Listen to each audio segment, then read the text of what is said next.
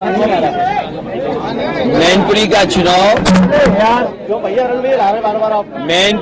चुनाव इस बार रिकॉर्ड मतों से समाजवादी पार्टी जीतने जा रही है।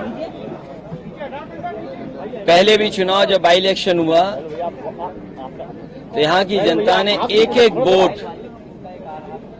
नेताजी को याद कर करके समाजवादी पार्टी के पक्ष में डाला और उसका परिणाम हुआ कि मैनपुरी की बहुत बड़ी जीत हुई है। इस बार भी जनता रिकॉर्ड मतों से समाजवादी पार्टी को जिताने जा रही है। दूसरे दल जो सामने हैं उनके पास दिखाने और बताने को कोई काम नहीं है। सुनने में आ रहा है कि पूरे देश की होर्डिंगों से जो जो लोकसभा के उनके प्रत्याशी हैं उनकी तस्वीर हटा दी गई है। जितने भी लोकसभा के प्रत्याशी हैं उनकी बड़ी बड़ी होर्डिंग पर तस्वीर गायब है। जनता जब 10 साल का दिल्ली का आकलन करेगी और 7 साल उत्तर प्रदेश सरकार का आकलन करेगी तो वो सब चेहरे गायब हो जाएंगे। उत्तर प्रदेश से भारतीय जनता पार्टी का और देश की राजनीति से भारतीय जनता पार्टी का सफाया होने जा रहा है। महंगाई चरम सीमा पर इन्होंने पहुंचा दी। महंगाई इसलिए भी है कि कुछ लोगों को ये मुनाफा ज्यादा कमाने दे रहे हैं।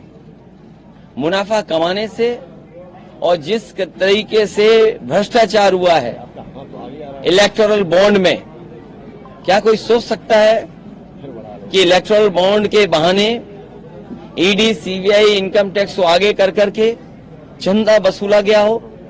1000 करोड़, 600 करोड़, 400 करोड़। ये बीजेपी के लोग बहुत प्रचार कर रहे थे वैक्सीन का। सुनने में आ रहा है वैक्सीन वाले से भी इन्होंने चंदा वसूल लिया। सोचिए आप, तो जहां इलेक्टोरल बॉन्ड से चंदा वसूला है उसकी वजह से भ्रष्टाचार और महंगाई बढ़ी है। मुनाफा जो कमाने को मौका दे रहे हैं उससे महंगाई बढ़ी है। और इधर खबरें आ रही हैं और जो सरकारी आंकड़े बता रहे हैं और जो जगह जगह सर्वे हुए हैं, महत्वपूर्ण संस्थाओं ने जो सर्वे किए हैं, बेरोजगारी चरम सीमा पे पहुंच गई। 80 और 90% पढ़ने लिखने वाला नौजवान बेरोजगार है। मुझे याद है कन्नौज का ब्रजेश पाल जिसने आत्महत्या कर ली और आत्महत्या करने से पहले उसने कहा कि मैंने इतनी पढ़ाई की, मेहनत की और डिग्री हासिल की। उसने अपनी डिग्रियां चला दी और कहा कि जिस डिग्री से मुझे नौकरी नहीं मिल सकती उस डिग्री का क्या फायदा, उसने आत्महत्या कर ली। जो लोग विश्व गुरु बनाना चाहते हैं उनकी सरकारों में किसानों ने 1 लाख आत्महत्या की है। दिल्ली की सरकार जब से आई है 2014 से और अभी तक का अगर आप आंकड़ा देखेंगे एनसीआरबी का, 1 लाख किसानों ने आत्महत्या की। ये वही लोग हैं जो किसानों के लिए काले कानून ला रहे थे। अंतर्गतवा इन्हें कानून वापस लेने पड़े। हजारों किसान उसमें शहीद हो गए। किसान ये बात नहीं भूला है और किसान ये बात भी नहीं भूला है कि उसकी आय दोगुनी का वादा किया था। आज किसान की किसी फसल की आय दोगुनी नहीं है। फसल तैयार है, सरकार क्या रेट दिलवा पा रही है? कहने को तो इन्होंने भारत रत्न दिया है चौधरी चरण सिंह जी को, स्वामीनाथन जी को, लेकिन क्या किसानों को जिनके लिए जीवन भर चौधरी चरण सिंह जी ने संघर्ष किया और स्वामीनाथन जी कमीशन ने जो रिपोर्ट बनाई जिससे किसानों को लाभ मिलता, क्या ये सरकारी या कानूनी अधिकार दे पा रहे हैं किसानों को एमएसपी के लिए? ये बड़े सवाल हैं। और इनकी सरकार में तो हर परीक्षा लीक हो रही है। अभी तक 10 परीक्षाएं वो लीक हो गई हैं। जानबूझ करके इन्होंने नौजवानों से नौकरी छीनी है। ये नौकरी नहीं छीन रहे हैं, ये आरक्षण नहीं देना चाहते हैं, क्योंकि वो जानते हैं सरकारी नौकरी देनी पड़ेगी तो आरक्षण देना पड़ेगा। ये आरक्षण नहीं देना चाहते, इसलिए नौकरी के जानबूझ करके पेपर लीक करा रहे हैं। और अग्निवीर जैसी व्यवस्था को कभी समाजवादी लोग स्वीकार नहीं कर सकते हैं। जो 4 साल की आधी अधूरी नौकरी है, आने वाले समय में हो सकता है ये खाकी वालों की भी 4 साल या 3 साल की नौकरी कर दें, तो सोचो इनका भविष्य क्या होगा। इसलिए सोच रहे हैं नौजवान और भारतीय जनता पार्टी का सफाया करने जा रहे हैं। मैंने कई बार फार्मूला बताया, फिर बताता हूं। कि 60 लाख बच्चे जो प्रभावित हुए हैं परीक्षा लीक से, उनके केवल माँ बाप को अगर हम जोड़ दें, एक परिवार में अगर 3 सदस्य 3 वोटर हैं, उनका हिसाब किताब अगर हम लगा लें तो 3 गुणा 60 लाख 1 करोड़ 80 लाख, और यही 1 करोड़ 80 लाख अगर हम 80 लोकसभाओं में भाग दे दें तो हर लोकसभा में 2,25,000 वोट केवल पेपर लीक से नौजवानों का भविष्य डुबा करके कम हो गया है। तो ये सरकार कहां बचेगी? जो लोग 400 पार की बात कर रहे हैं वो हारने जा रहे हैं, अपनी हार छिपाने के लिए 400 पार कह रहे हैं। और अगर 400 पार ही कर रहे होते तो क्या झूठे मुकदमे लगा करके दिल्ली के मुख्यमंत्री को जेल भेजना पड़ता? झूठे मुकदमे लगा करके साजिश करके षड्यंत्र कर करके झारखंड के मुख्यमंत्री को जेल भेज दिया। जिन्हें 400 पार का सपना दिखाई दे रहा है, क्या उन्हें जेल भेजना पड़ता? इनकम टैक्स, ईडी, सीबीआई को आगे करना पड़ता? प्रशासन को आगे करना पड़ता? जनता इस बार इंतजार कर रही है इनका, और इनका जवाब अपने वोट के माध्यम से देंगे। उत्तर प्रदेश सहित पूरे देश से भारतीय जनता पार्टी का सफाया होने जा रहा है।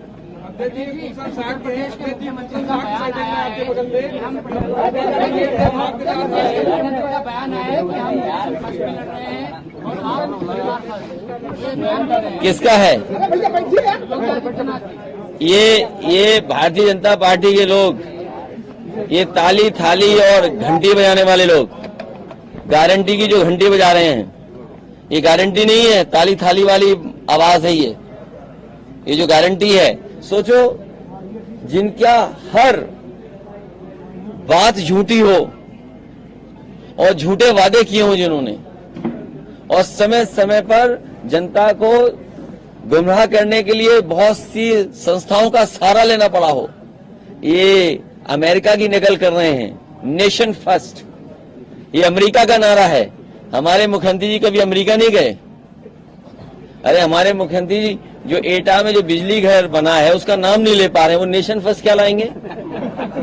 3x660 super critical thermal plant Mainpuri खत्म होते ही एटा में शुरू हो जाता है कारखाना। अगर वो लग गया होता तो आज गरीब को, किसान को बिजली मुफ्त मिल रही होती, सस्ती मिल रही होती।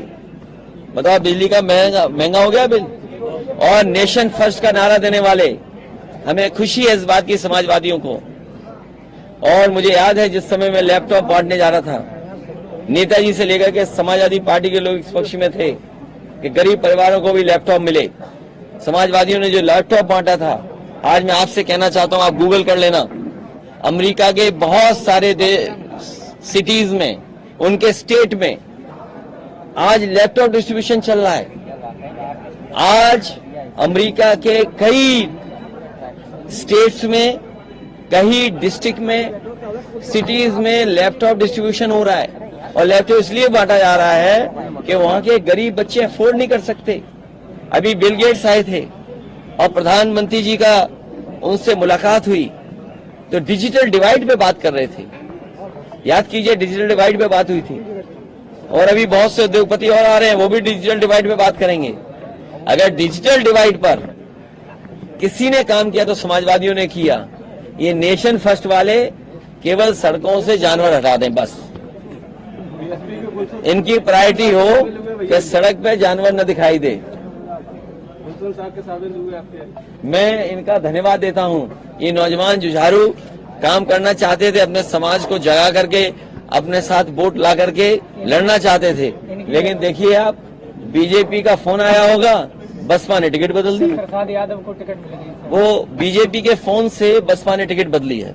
कन्नौज से अभी तक प्रत्याशी घोषित नहीं किया है, बहुत जल्दी घोषित हो जाएगा। सर कल केशव जी आई थी, केशव प्रसाद जी आई थी, उन्होंने कहा समाजवादी। मैंने कार्यक्रम नहीं देखा, लेकिन मैंने उस कार्यक्रम की तस्वीरें देखी हैं, और तस्वीरें बताती हैं कि मंच तो थोड़ा बहुत थे लोग, लेकिन कुर्सियां सब खाली थी। कल केशव मौर्य ने, और सुनने में आ रहा है कि जो हमारे मुख्यमंत्री जी आए थे दूसरे प्रदेश के, वो मैनपुरी का विकास देखने आए थे, और वो विकास देख के गए हैं। मैं उन्हें भरोसा दिलाता हूं कि रनवे से लेकर के एक्सप्रेसवे और ये 4 लेन सड़कें जो उन्होंने देखी होंगी मैनपुरी की, अगर उन्हें जरूरत पड़ेगी तो हम उनका सहयोग और मदद जरूर करेंगे। और सुझाव देंगे जिससे वो भी विकास कर लें। केशव प्रसाद मौर्य ने कल कहा है कि समाजवादी पार्टी की साइकिल परिचय करके भेजेंगे। देखिए उनको मत गिनिए, कुछ तो कुछ नहीं है। केशव प्रसाद मौर्य ने कल कहा कि नेताजी का मोदी जी सम्मान करते थे, इसलिए वो नहीं आते थे चुनाव प्रचार में। अब कौन? केशव प्रसाद मौर्य ने कहा है कि नेताजी का सम्मान करते थे मोदी जी, इसलिए प्रचार में आते थे, इसलिए उनका गढ़ था, इसलिए वो जीतते। अरे खुशी की बात है, प्रधानमंत्री ये भी बताने आएंगे कि क्या क्या काम यहाँ पर हुआ है, उन्होंने क्या क्या काम किया है। और सोचिए आप, जब होर्डिंग से उन्होंने अपने सभी प्रत्याशियों का और जो चेहरा गायब कर दिया, तस्वीर गायब कर दी, वोट पड़ेगा तो एक तस्वीर है वो भी गायब हो जाएगी।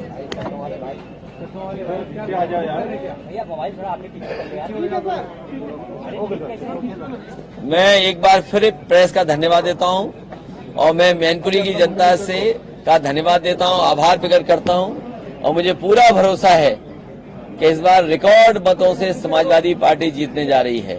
और जो प्रत्याशी हैं बीजेपी के, हमारे मैनपुरी के पत्रकार जानते होंगे, उन्होंने तो पहले ही कह दिया है, जब उनसे पूछा कि कौन जीतने जा रहा है तो वो कह रहे इसमें यहाँ क्या बताना, यहाँ तो सपा जीतने जा रही है। सोचो, उसे प्रत्याशी बनाया जो पहले से ही सपा का समर्थक रहा है और सपा को जिताना चाहता है। तो ये बीजेपी वाले सपा को ही लगता है जिताना चाहते हैं। नारा टोल हो रहा है कि अभी नहीं तो कभी नहीं। एक मेरा सवाल है, आपके इंडिया अलायंस में एक पार्टी है, एक दल है जिसने कि ये कहा है अगर हम पावर में आते अगर तो जो इंडिया के जितने भी ऑटोमिक हथियार हैं उनको आप सब नष्ट कर देंगे। मुझे नहीं पता है। अभी नहीं तो कभी नहीं। क्या चीज? मुझे जानकारी नहीं है, मुझे जानकारी नहीं है इस सवाल के बारे में। एक नारा दिया है कि नारा ट्रेड हो रहा है कि अभी नहीं तो कभी रोजगार लोगों को, युवाओं को रोजगार देने की बात कही है। कौन सा मैनिफेस्टो? मोदी जी ने जो घोषणा पत्र जारी किया नहीं है, उनका जो है घोषणा पत्र, 15 लाख रुपए तुम्हारे अकाउंट में आ गए। 15 लाख रुपए, किसान की आय दोगुनी हो गई, 2 करोड़ नौकरियां मिल गई, स्मार्ट सिटी बन गए और किसानों को सुविधा देने की बात कही थी, लोन माफ करने का, लोन माफ हो गया। उद्योगपतियों का 15 लाख करोड़ माफ कर दिया और हमारे किसानों का लाखों रुपया जो बैंक पर है वो माफ नहीं किया इन्होंने। समाजवादी पार्टी ने इस बात को अपने घोषणा पत्र में लिखा है, जहां ओल्ड पेंशन बहाल होगी, ओल्ड पेंशन स्कीम बहाल होगी, वहीं हमारे किसानों का भी कर्जा माफ होगा। अगर उद्योगपतियों का कर्जा माफ हो सकता है तो हमारे किसानों का भी कर्जा माफ होगा। राष्ट्रीय अध्यक्ष जी, विपक्ष के सबसे ताकतवर आपको पार्टी है और तमाम अभी जो घोषणा पत्र मोदी ने 10 गारंटी की बात की, नौकरी की बात नहीं की है। मैं अगर हम उम्र का हिसाब किताब लगाएं, तो उम्र का हिसाब किताब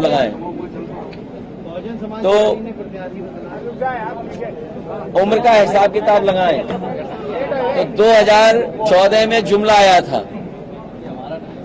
तो 2014 में जुमला आया और 2024 में भी आई आपकी गारंटी और घंटी। तो जुमले से बड़ा कोई मामला है ये। जब जुमला पूरा नहीं हुआ तो गारंटी कैसे पूरी होगी? तो गारंटी तो 2 करोड़ नौकरी की थी, गारंटी किसानों की आय की थी, गारंटी एमएसपी की थी, गारंटी सस्ती बिजली की थी, गारंटी हमारे खाने पीने के सामान की थी। और मैं आपसे जानना चाहता हूं, 2014 में बताइए सबसे सस्ती चीज नमक थी और नमक की आज कीमत क्या है? तो जो 14 में नमक सस्ता था, आज बताओ कितना हो गया महंगा। सरसों की क्या कीमत थी, बाजार में क्या है और क्या सरकार दे पा रही है? आलू का किसान बर्बाद हो गया, गेहूं का बर्बाद हो रहा है, जबकि रेट दे सकते हैं, धान बर्बाद हो गया, कोई सुविधा नहीं किसानों को दी।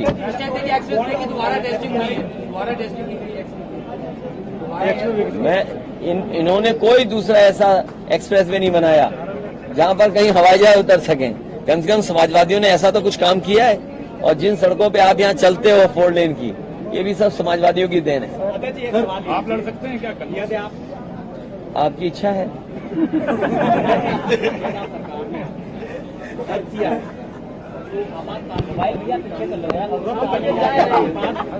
जिसे सबसे ज्यादा देखिए, मेरे साथी ने ठीक पूछा, क्या आपको पता था कि अग्निवीर जैसी व्यवस्था लागू हो जाएगी? क्या आपको पता था कि नोटबंदी आ जाएगी?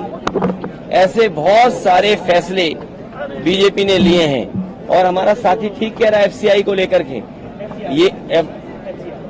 ये ठीक कह रहा है।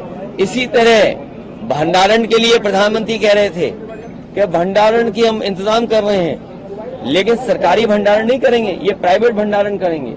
और जब प्राइवेट भंडारण होगा तो महंगाई फिर बढ़ेगी। ये देश जो 80 करोड़ लोगों को राशन दे रहा हो, वो क्या विश्वगुरु बनेगा? उनसे कहिए नेशन फर्स्ट वालों से कि तुम्हें 80 करोड़ लोगों को खाना देना पड़ रहा है, ये नेशन फर्स्ट है क्या? अमेरिका का कॉपी कर लिया नारा, एक बार अमेरिका की वो भी नकल करके लाए थे भाषण। यूके के एक प्रधानमंत्री ने भाषण दिया था, उसकी भी नकल करके लाए थे मुख्यमंत्री जी। तो ये नकल करने वाले हैं, इनके पास अपना कोई आइडिया नहीं है। सरकारी राशन सर गरीबों को बांट रहे हैं, तो क्या गुलाम बनाने की कोशिश है क्या? समाजवादियों ने कहा है कि पौष्टिक खाना मिले गरीबों को, पौष्टिक खाना मिलेगा तो उनका स्वास्थ्य बेहतर होगा। और आज हर चीज मोबाइल और इंटरनेट से के माध्यम से मंगाई जा सकती है, जानकारी हासिल की जा सकती है और डिजिटल डिवाइड में सबसे बड़ी भूमिका निभाएगी। इसलिए समाजवादी पार्टी ने अपने मैनिफेस्टो में कहा है कि हम स्वादिष्ट पौष्टिक आटा देंगे। जिस तरीके से संपन्न लोग, बड़े लोग शहरों में बाजार का पैक्ड आटा खरीदते हैं, कंपनियों ब्रांड का नाम नहीं लूंगा मैं, उसी तरीके से गरीबों को स्वादिष्ट पौष्टिक आटा मिले और साथ ही में डाटा फ्री मिले, क्योंकि डाटा और आटे से ही काम चलेगा।